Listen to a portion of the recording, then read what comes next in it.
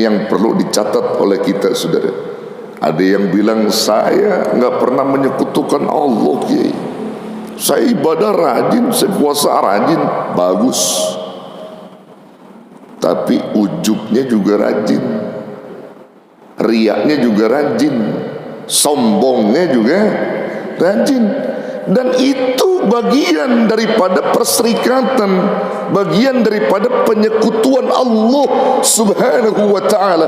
Ketika dia rajin ibadah, rajin berzikir, rajin ta'lim, tapi riaknya juga rajin, ujubnya rajin, sombongnya rajin, maka dia belum mengikuti apa yang menjadi pinta Allah subhanahu wa ta'ala. Bagaimana dia mau disebut baik sementara dia masih ria, masih ujub, takabur? Na'udzubillah summa na'udzubillah.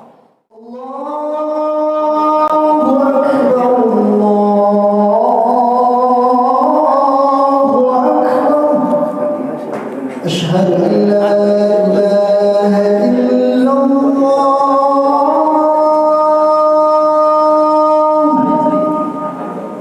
Asyhadu an la ilaha illallah.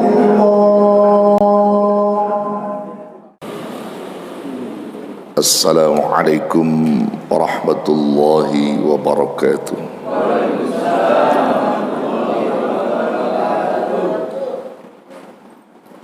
Bismillahirrahmanirrahim. Alhamdulillahil hadi liman yasha'u bi fadlih, al-mudillu liman yasha'u bi adlih.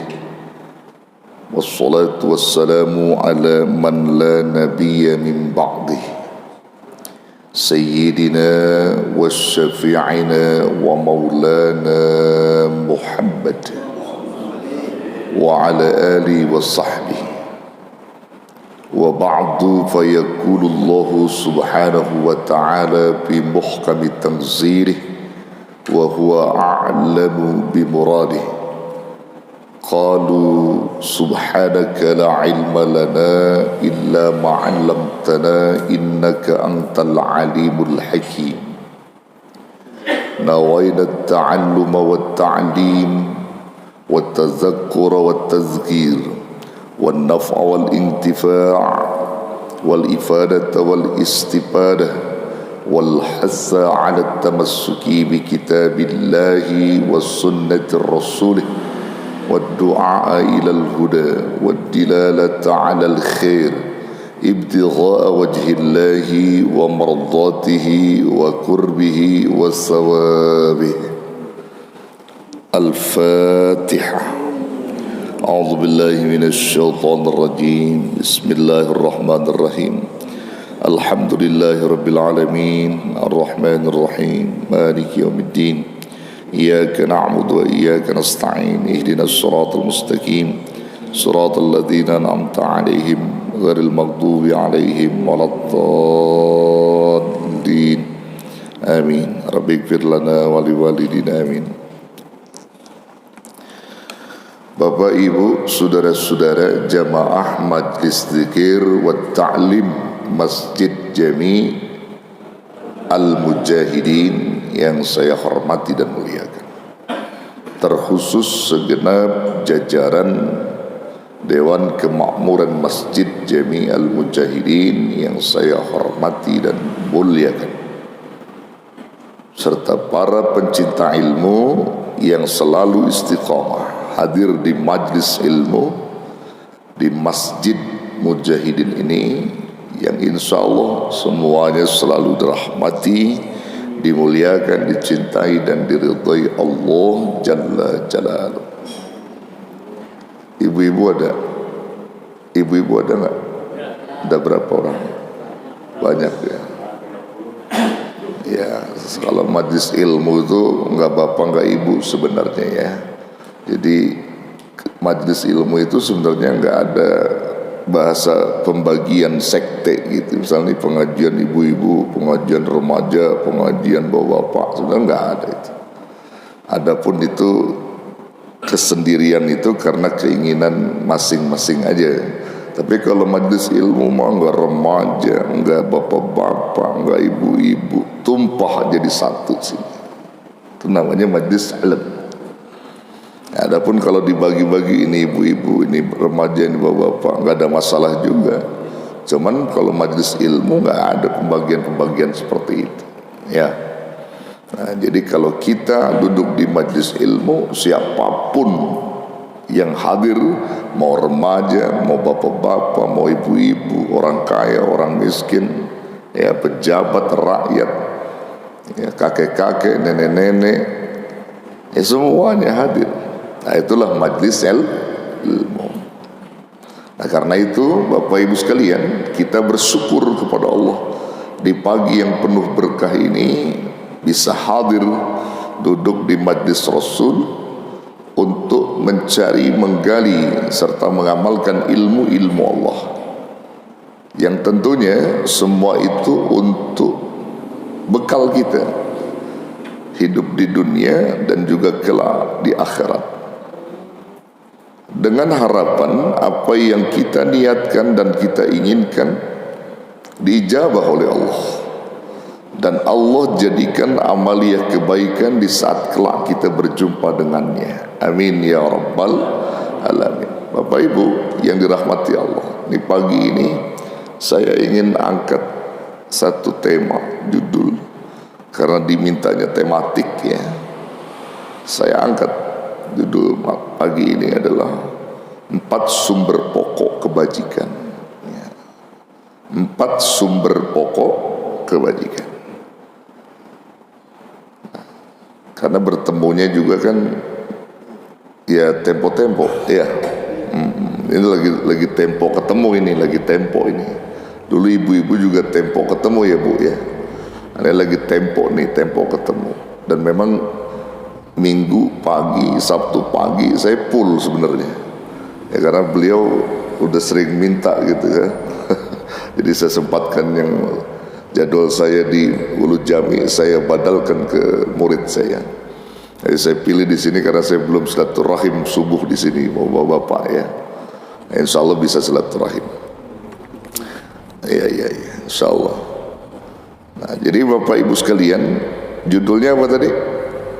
4 sumber pokok kebajikan, itu sebagai tema kita pagi ini. Ini kalau kita angkat satu-satu nggak cukup 2-3 jam, ya. Kita ambil simpelnya aja, ya.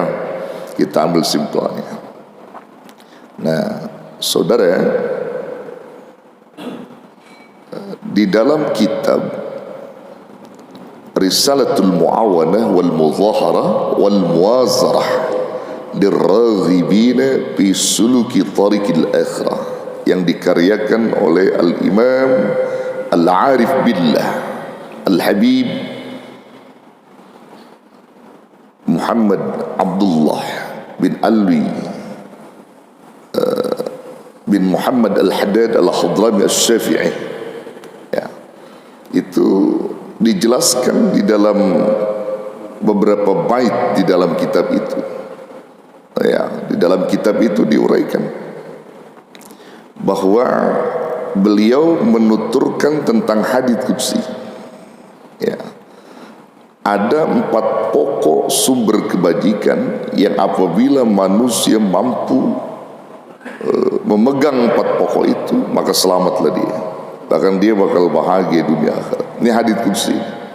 Jadi menyimpan seluruh kebajikan, ya, menyimpan seluruh kebajikan.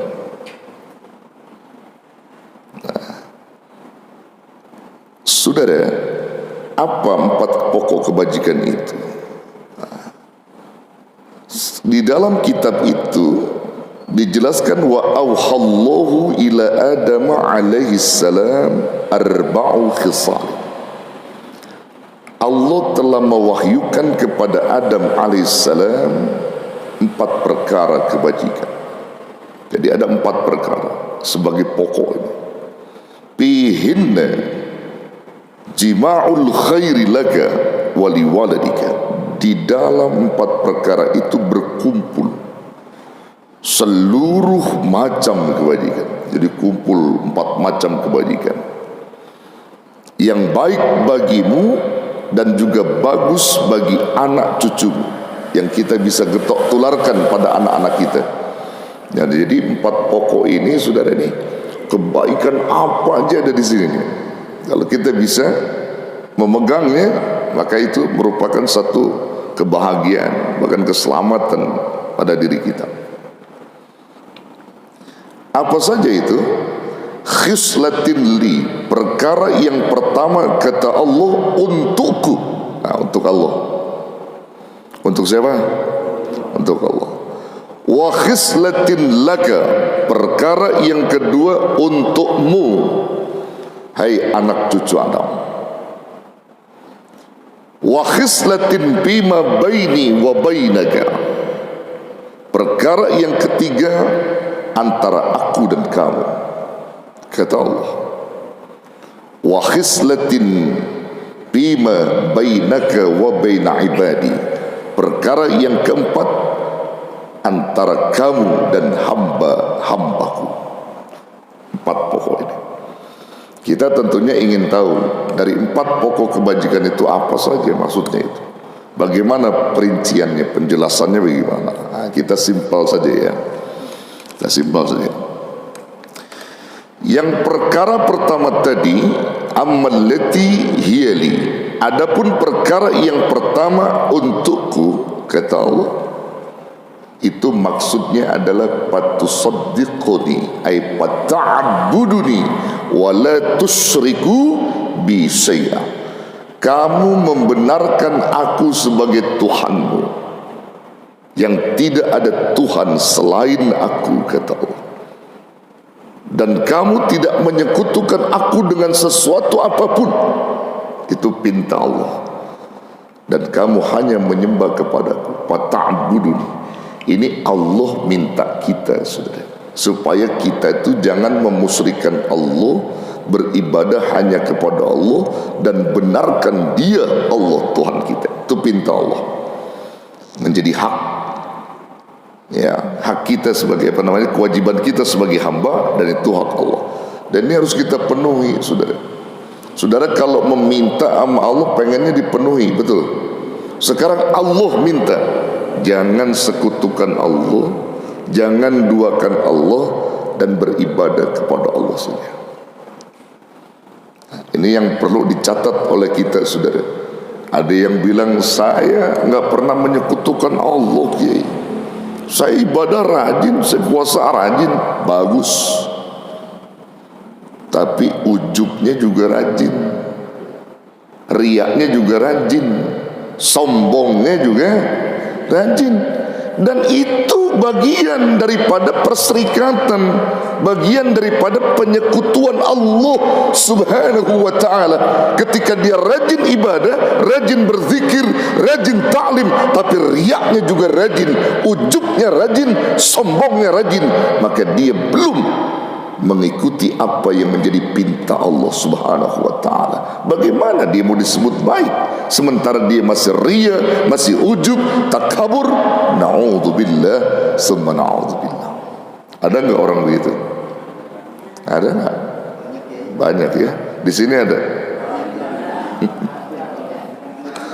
Ya, sholatnya rajin, puasanya rajin, zikirnya rajin, pelitnya juga rajin. Ini kan lagi belajar nih Pak kita, lagi belajar nih kita, lagi dilurusin. Jadi jangan cuma kita pandai beribadah, menurut kita tidak musyrik, padahal diri kita sendiri dalam kemusyrikan. Nauzubillah, dalam kemusyrikan. Apalagi Rasulullah sallallahu alaihi wasallam 14 abad yang silam itu menyampaikan sesuatu hadis kepada kita yang Rasul khawatirkan menimpa umatku kelak, kata Rasul, adalah satu penyakit yang disebut dengan syirik kecil. Akhwafu ma akhafu alaikumus syirkul asghar, yang aku khawatirkan menimpa kalian satu penyakit yang disebut dengan syirik kecil. Ketika sahabat bertanya, wa ma syirkul asghar ya Rasulullah, apa itu syirik kecil ya Rasul? Maka Rasul menjawab, ar-riya, riya. pengen dipuji. Kalau berbuat tuh pengen dibangga-banggain orang gitu. Kalau datang ke masjid, ibu-ibu kebetulan baru beli mau kena Syahrini. Ya bu, ya, mau kena Syahrini, ada yang 5 juta, ada yang 3 juta. Ya, kok kiai tahu? Tahu aja kiai. Ya, ini dia pakai, ya tujuannya akan tampil beda. Kalau nanti ibu-ibu lihat, bu, mukenanya bagus. Oh siapa dulu? Ini mah siapa dulu katanya. Ini tampil beda dong. Ngomongnya benar, kita harus beribadah kepada Allah tampil beda. Wah, ngomongnya benar Pak. Ngomongnya benar, karena Allah senang kita bertampilan rapi dengannya. Wah, tapi tujuannya tendensinya lain, karena ingin dipuji. Wah, kalau ibu mau pantas ya. Ada satu gaji suami juga sebulan 15 juta, kontrakan ruko ada 20, pantas dah. Kalau ibu mah itu sih belum seberapa. Belum lagi tanah saya di luar banyak. Wah, semakin jadi, semakin diangkat, semakin riak. Masya Allah. Tuh kalau mau tahu orang macam begitu di blacklist sama Allah. Ya, apa namanya itu? Disilang. Nah, disilang.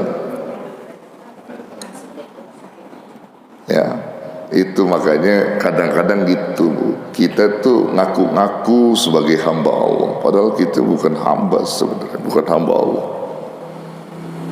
Kita ngaku-ngaku sebagai hamba Allah, ngaku-ngaku doang. Kalau Rasul diakui, kalau kita ngaku-ngaku, bedanya di situ ya. Bapak jadi hamba Allah apa hamba setan? Saya tanya. Hamba Allah apa hamba setan kita ini? Hamba Allah. Kata siapa? Kata kita. Kalau Rasulullah Sallallahu Alaihi Wasallam menjadi hamba Allah. Hamba Allah bukan? Hamba Allah. Kata siapa? Kata Allah dalam Quran, Subhanalladzi asra bi'abdihi lailan minal masjidil haram ilal masjidil aqsa. Maha suci Allah yang telah memperjalankan hambanya diakui sama Allah. Allah tidak menyebut bi Muhammadin, bi Rasulin, bin Nabiyyin, bi khalqin, enggak, tapi bi abdi, diakui ke hamba, label ke hambanya diakui. Nah, jadi Rasulullah itu hamba Allah yang diakui Allah. Kalau kita hamba Allah yang ngaku-ngaku gitu aja. Ya, kita jadi hamba. Kalau kita pengen jadi hamba Allah yang diakui, ya tadi tuh salah satu cirinya buang sifat-sifat penyakit hati. Insya Allah jadi hamba Allah. Kalau masih riya ujub maka belum. Masih riya, masih ujub, masih bangga dengan amal gitu, dipuji-puji orang, belum itu mah, belum hamba. Kalau seandainya suami muji istri gimana Ki? Itu mah lain persoalan, dengan tujuan yang berbeda. Suami memuji istri dengan tujuan untuk membangkitkan gairah dalam rumah tangga agar menjadi sakinah mawaddah warahmah, boleh. Puji istrinya, masak sayur asam mama luar biasa, sayur asam mama di warung sayur asam joglo kalah, boleh begitu. Boleh nggak begitu? Boleh. Senang nggak istri? Senang. Iya. Kalau muji istri boleh. Lagi nyuci piring, dari belakang kita pegang pinggulnya, Ma, kamu cantik sekali. Oh, mantap gitu ya. Pernah nggak begitu? Enggak. Ya. Ya gimana Bu? Oh sering ya, sering ya. Nyuci piring, lagi nyuci piring nih, istri ya, suami dari belakang pegang pinggulnya, Ma, kamu cantik sekali, gitu. Pegang, setelah pegang cium dia dari belakang, gitu. Wah, tuh nyuci piring, gimana Bu? Gimana? Oh nggak pernah, waduh ntar pulang praktekin Pak ya. Padahal sebenarnya itu Nabi ngajarin, Bu. Nabi itu kalau sama Aisyah, sama istri-istri beliau itu luar biasa ya. Nggak pernah Rasul menyakitkan istrinya itu, nggak pernah. Kalaupun Rasul pernah satu ketika dipermalukan oleh Aisyah tanda kutip ya, karena cemburu, Rasul kagak marah. Itulah Rasulullah SAW, seorang hamba begitu Pak. Hamba Allah yang diakui kelebihan hambanya begitu. Pernah dipermalukan oleh Siti Aisyah ketika berkumpul Rasulullah, Abu Bakar As-Siddiq, Umar, Utsman, Ali dan yang lainnya di rumah beliau. Nah ini ada mertua, ada menantu, ada mertua, ada macam semuanya kumpul tuh sahabat-sahabat dekat Nabi. Ketika lagi berbicara, berbincang-bincang, datanglah istri Rasulullah membawakan sup atau apa namanya itu ya sup ya buat Rasulullah SAW, karena Rasulullah tidak bisa hadir karena bukan gilirannya ke istri yang satu itu. Nah, jadi lupa dia memasakkan, akhirnya dibawakan. Percis dibawakan sop itu, Aisyah membawakan minuman untuk tamu-tamunya Rasul. Berbarengan, istri yang satu ngasih sop buat Rasul, Aisyah lagi ngasih minuman di situ. Ya, kata istri yang satu ini Rasulullah, ya Rasulullah, kuberikan ini. Kukira engkau hadir di rumahku dan giliran ini, tetapi justru aku salah karena kebetulan aku sudah memasak ini untukmu, kesukaanmu ini sop ini, maka aku bawakan juga ke rumahmu. Lagi ngasih, Aisyah datang bawa ini buat tamu. Kira-kira gimana coba? Saat itu digabruk saja itu air sampai tumpah-tumpah dan pintu itu langsung digabruk oleh Aisyah. Istri itu langsung pulang, merasa malu gitu pulang deh. Sahabat-sahabat semua gemetar. Apa nih gemetar? Nah, bapak kalau dipermalukan begitu sama istri lagi kumpul teman-teman gitu, tiba-tiba ngasih air pada tumpah, pintu digabruk, kira-kira gimana Pak? Sikap bapak terhadap istri bapak? Hah? Marah ya? Tuh ada yang bilang tarik aja tuh, jangan bilang tarik. Tapi Rasulullah senyum Pak. Ya, apa kata Rasul kepada para sahabat itu? Ibumu sedang cemburu katanya. Gitu doang, sambil senyum. Langsung disamperin Aisyah itu ke kamarnya, ketok-ketok. Wahai Humairah, bukalah pintunya. Kamu cemburu ya? Kamu cemburu saya? Buka. Setelah dibuka sama Aisyah, dipeluklah Aisyah itu. Aku tahu kamu cemburu. Aku sayang sama kamu sayang. Ya Humairah, dipeluk. Itu perempuan kalau dipeluk itu tuh ada ion-ion positif yang menyentuh kolbunya Pak. Kalau dipeluk laki-laki, semakin lama laki-laki itu memeluknya, maka semakin banyak ion positif dalam dirinya. Semakin nyaman, tentram. Perempuan kalau dipeluk suami itu begitu. Ya, makanya ibu, bapak, ya, ini terutama ibu ya, harus sering-sering dipeluk ya Bu.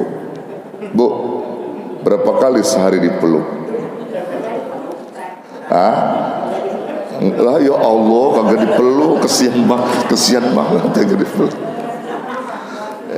Itu ada ion-ion positif tuh ya, jadi itu ada kesehatan itu. Iya, itu ada ion kesehatan, sering dipeluk. Tuh Aisyah langsung dia minta maaf sama Rasulullah, luar biasa. Ini bapak-bapak, suka meluk istri enggak? Sering ya.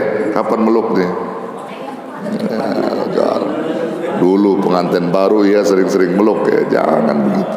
Jadi ada sunnah ibadah, perempuan tuh senang dipeluk, ditanya gitu.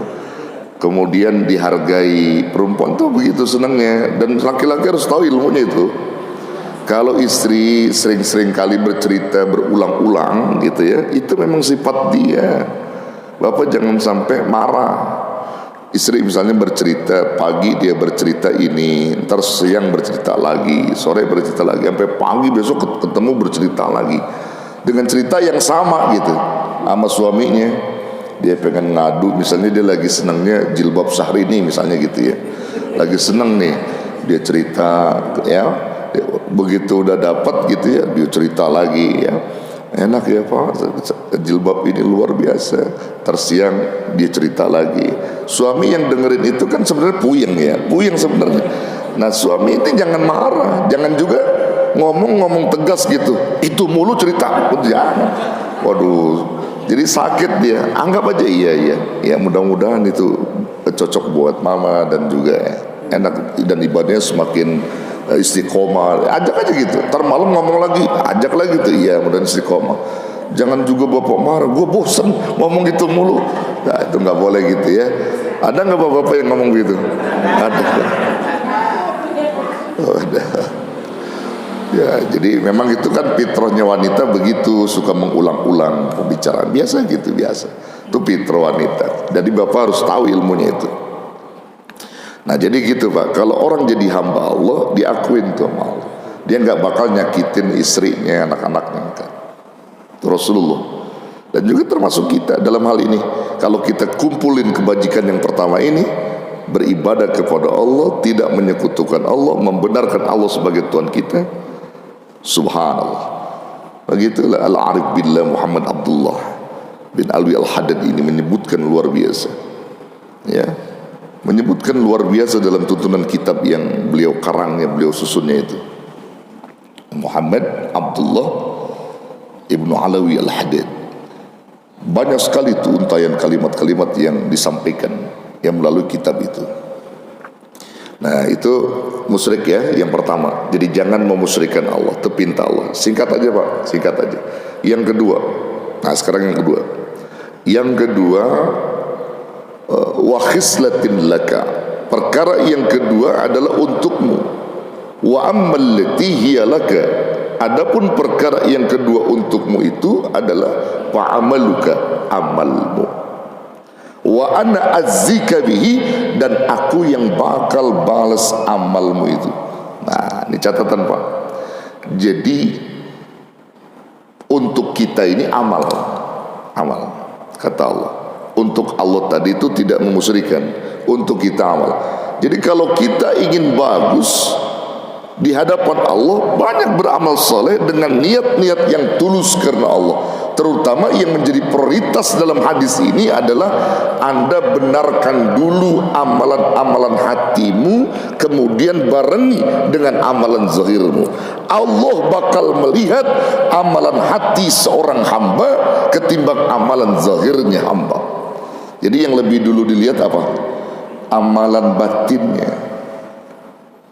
Saya mau kasih contoh gini, bapak ibu mesti mikir ya, kenapa dalam perukunan setiap ibadah, rukun sholat, rukun puasa, rukun wudhu, rukun haji umroh, mesti niat itu ditaruhnya pertama apa terakhir?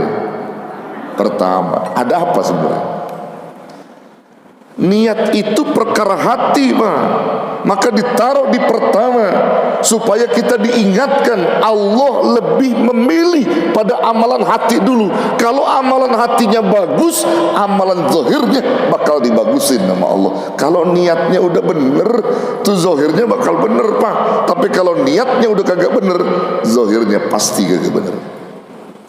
Paham gak? Ini menjadi pikiran kita.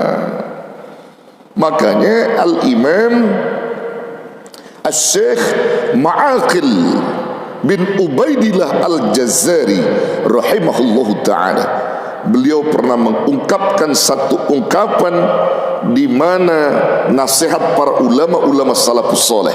Kata beliau, ulama-ulama salafus saleh kalau berkumpul seperti ini, mereka saling menasehati, satu ulama yang satu dengan yang lainnya saling menasehati. Kalau tidak bertemu, maka saling menyurati. Dan inti surat, inti nasihat itu semua merujuk pada amalan batin. Bayangin, semua merujuk sama amalan batin Pak. Ini agar ulama yang satu mengingatkan, yuk sungguh-sungguh dalam beramal batin, karena Allah tuh yang bakal melihat. Kalau begitu apa aja minimal ditemuin 3. Ada 3 nasihat ulama salafus soleh dari perkara amalan batin ini, saudara.